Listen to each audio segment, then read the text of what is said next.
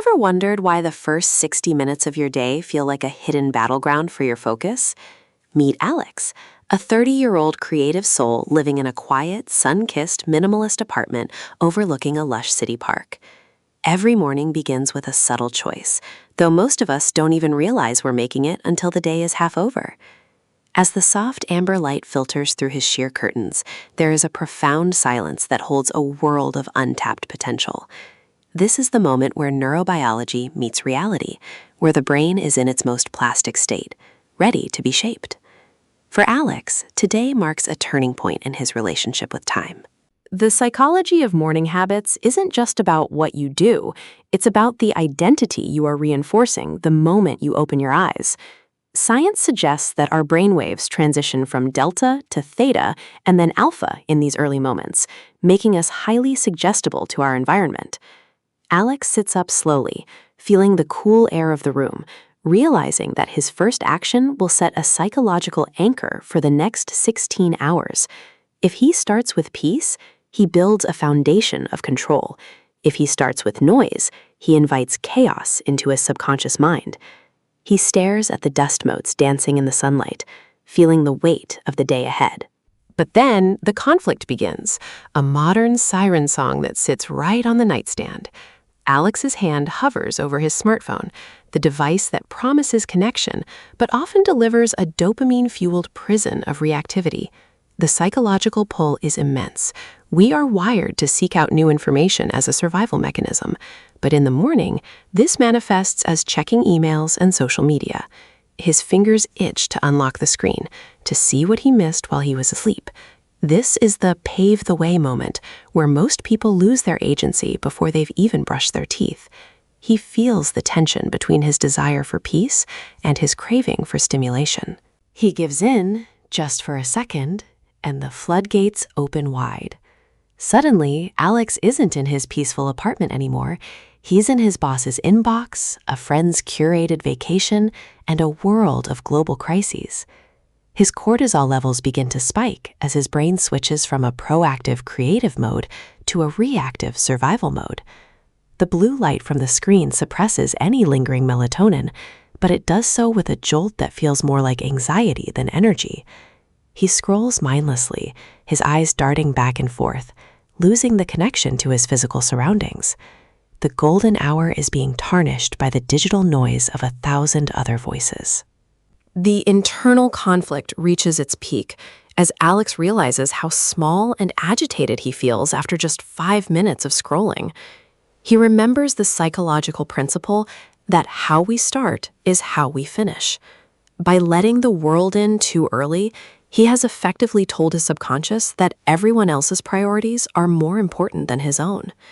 He looks at his reflection in the darkened phone screen and sees a stranger looking back, someone who is being lived by their habits rather than living them. The room feels tighter, the sunlight less warm, as the weight of to-dos begins to pile up in his mind like a physical burden. Then, a moment of profound clarity strikes. Alex takes a deep breath and puts the phone face down on the wooden table, making a conscious choice to reclaim his cognitive sovereignty. This is the climax of his morning, the decision to protect the first hour at all costs. He stands up, his gray robe flowing around him, and decides that his identity is not defined by his notifications. He chooses to move, not out of obligation, but as a way to signal to his nervous system that he is safe and in charge. The air in the apartment suddenly feels lighter as he steps away from the digital tether. He begins a simple routine of movement, stretching his limbs and feeling the blood flow into his muscles. This isn't just exercise. It's a physiological reset that flushes out the morning's cortisol and replaces it with endorphins. As he moves through a series of slow, intentional stretches in the middle of his living room, he feels his focus returning to the present moment.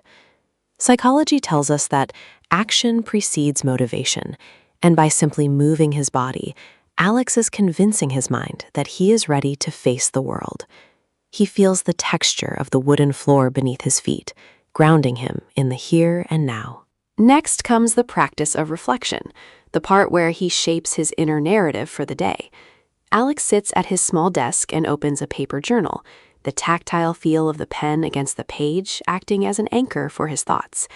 He isn't writing a to-do list. He is writing about the person he wants to be, calm, focused, and resilient. This identity-based habit building is the secret weapon of high achievers. By articulating his values before his tasks, he creates a psychological shield that will protect him from the inevitable stressors of the afternoon. The ink flows smoothly, mirroring the newfound flow of his mind. The transformation is visible in his posture and the clarity of his gaze. As he moves to the kitchen to prepare a simple, nutritious breakfast, Alex feels a sense of quiet triumph. The frantic energy of earlier has been replaced by a steady, rhythmic productivity. He grinds coffee beans, the aroma filling the room, acting as a sensory cue that reinforces his positive routine. He is no longer reacting to the world. He is creating his own.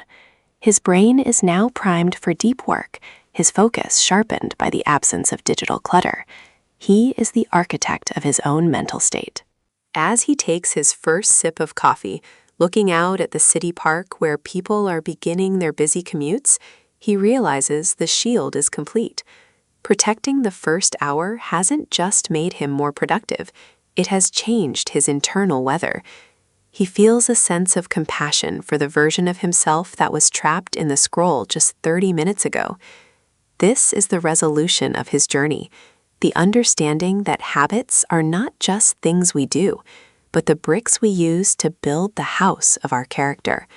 He is ready to open his laptop now, but he does so as a master, not a servant. The lesson here is simple yet profound. Your morning is the rudder that steers the ship of your life. If you don't take the helm early, the winds of other people's demands will blow you off course.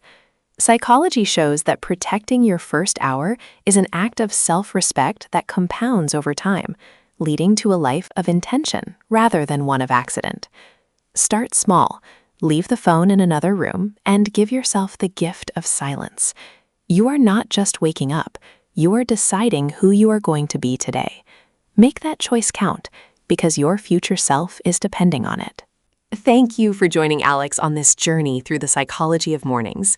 If you found this helpful, remember to like this video and subscribe Nari's Level Up to our channel for more deep dives into the habits that shape our lives.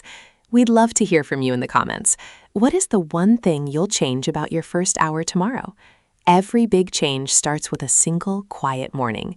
Protect your peace, stay intentional, and we will see you in the next story. Goodbye for now, and have a truly productive day.